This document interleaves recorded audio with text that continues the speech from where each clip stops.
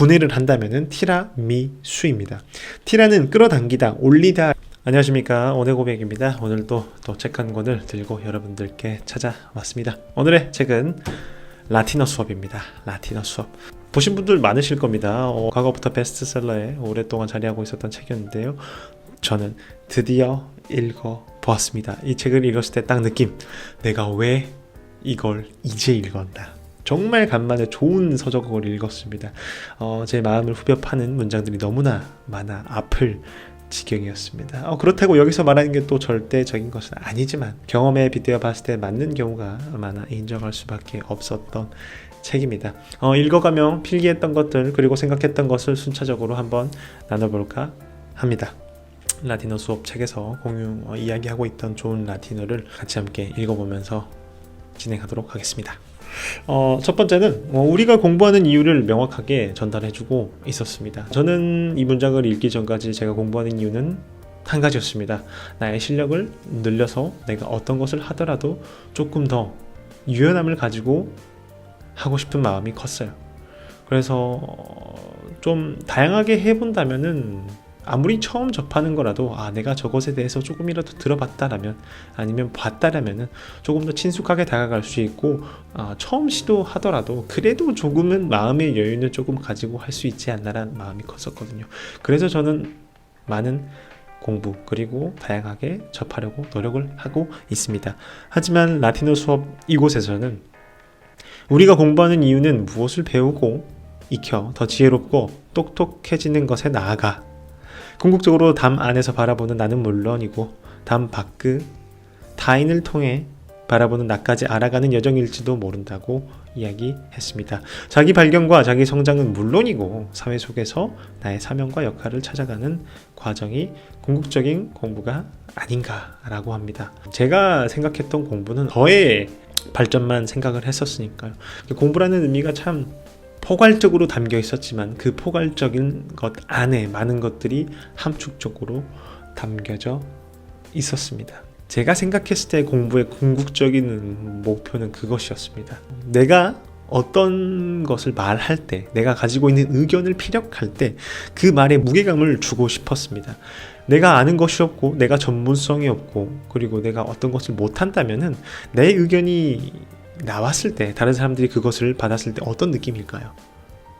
잘한다면은 당연히 어느 정도의 무게감을 갖고 흘러 들어갈 수 있는 것이고 잘 하지 못한다면은 당연히 그 말에 저의 언어에는 무게감이라는 것을 찾아볼 수 없을 겁니다. 라틴어 수업에서 공감했던 것은 이렇게 이야기하지만 제가 생각하는 공부의 궁극적인 목표는 내 말에 무게감을 좀 실을 수 있도록 하는 것이 아닌가 싶습니다. 그 다음은 제가 읽으면서 좋았던 라틴어 한 문장입니다. 놀리떼 티메레 라는 말입니다. Don't be afraid 라는 뜻으로 두려워 말라 라는 뜻이라고 합니다. 왜 이런 말을 이 책에서 했냐면은 많은 사람들이 비교를 많이 하게 됩니다. 그 비교의 대상은 당연히 나와 그리고 그 밖에 있는 상대방과 나를 비교합니다. 왜 같은 시간을 살아온 나는 이러한데 상대방은 어떻게 저렇지? 라고 계속적으로 비교를 하는데요. 하지만 이 놀리떼 티메레라는 말을 하는 것은 그런 스스로 발전에 의미를 부여하고 더 잘하게 되는 것을 중요하게 생각하라는 것입니다. 그러니까 그런 비교를 두려워하지 말고 계속 앞으로 나아가라는 것이죠. 그렇기 때문에 지금의 내 모습이 전부라고 생각해서는 안 됩니다. 지금의 모습이 나의 전부야 라고 생각하지 말고 그런 것을 두려워하지 말고 나아가라. 상대방과 나를 비교하는 것보다는 이전과 현재와 나 그리고 기대하는 미래의 나를 생각하며 절대 두려워하지 말고 앞으로 나아가라. 놀리떼 티메레 라는 말을 그래서 전달해 주고 싶었습니다. 문장이 또 하나 있습니다. Do ut des 여기 나오죠. 네가 주기 때문에 내가 준다. 네가 주기 때문에 내가 준다. 근데 순서로 생각했을 때는 take and give잖아요. 근데 하지만 우리는 우리말법으로도 주고 받는다고, 영어로도 give and take인데 take하고 준다는 거는 뭔가 순서가 달라서 조금 의아했습니다. Do ut です. 하지만 표면적으로 봤을 때는 그렇지만 일맥상통하는 의미더라고요. 언제나 이 의미 깊은 곳에서는 이런 의미가 있었습니다. 내가 누군가에게 줄 수 있는 그 무언가가 준비돼 있어야 된다. 뭐 순서가 이렇듯 저렇듯 뭐 상관없이 내가 누군가에게 어떤 것을 줄 수 있는 준비가 돼 있지 않는 이상 give and take는 take and give는 어느 것도 성립할 수 없다는 것이죠. 내가 어떤 것을 할 수 없다면은 양방향이 아니라 단방향적인 형태만 띌 수밖에 없습니다. 내가 뭐가 있어야 남한테 주죠. 남은 나에게 줄 수 있는 뭐가 있는 상태인데 내가 남한테 줄 수 없는 상태라면은 상호 보완적인 관계가 될 수 없기 때문에 좋지가 않습니다. 그러니까 여러분들 우리 노우드 데스 잊지 않으셨으면 좋겠습니다. 참 라틴어가 주는 이런 발음이 참 오묘합니다. 익숙하지도 않고. 그 다음 또 하나 있는데요. Si vales bene est ego valeo 라는 것이었는데 어떤 뜻이냐면은 당신이 잘 계신다면 잘 되었네요. 나는 잘 지냅니다. 참 많은 것이 담겨있는 문장이었습니다. 우리가 어떤 사람에게 안부를 물었을 때 잘 지내세요? 뭐 무탈하십니까? 요즘 어떻게 지내세요? 뭐 건강하시죠? 라는 말을 묻는데 저도 보통 저도 잘 지냅니다 이렇게 묻잖아요. 뭐 아니면은 저는 잘 지내는데 어떻게 지내세요? 이렇게 묻는 것에 대한 깊은 의미를 다시 한번 느낄 수 있었습니다. 타인의 안부가 먼저 중요했던 것이죠. 상대방이 평안해야 나도 안녕하다라는 인사였습니다. 나의 평안은 당신이 잘 계시는 것에 따라 달라진다라는 그런 많은 의미를 내포하고 있었습니다. 그것 자체로도 내가 잘 있을 수 있는 충분한 이유가 되기 때문이죠. 다른 건 아니어도 이거는 꼭 가져가셨으면 좋겠다라는 생각이 진하게 듭니다. 두 번째는 우스갯소리로 하나 가져왔어요. 저도 읽다가 이런 뜻이 있는 음식인지 몰랐거든요. 이게 진짜인지 가짜인지는 모르겠지만 저는 그냥 오늘 이렇게 믿기로 했습니다. 우리가 카페를 갔을 때 자주 선택하는 디저트 중 하나죠. 티라미수입니다. 티라미수. 여기서 이야기를 해요. 분해를 한다면은 티라미수입니다. 티라는 끌어당기다, 올리다 라는 의미를 가지고 있을 거, 미는 어떤 사람을 지칭하는 목적어로 해요. 그리고 수는 위로라는 전치사라고 합니다. 굳이 이 얘기를 해보면은 나를 위로 끌어올리다 라는 의미로 해석할 수 있겠죠.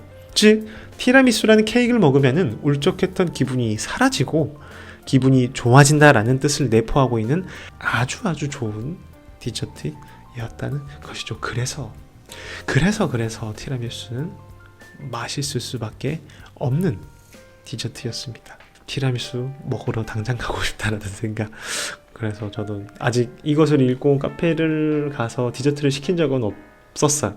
그냥 커피 한 잔 먹고 나왔던 기억은 있는데 만일 카페를 갔을 때 커피를 한 잔 하게 된다면은 상대방에게 이런 이야기를 해주면서 재밌게 티라미수를 고를 수 있는 또 좋은 소재가 되지 않을까라는 좋은 생각을 해봅니다.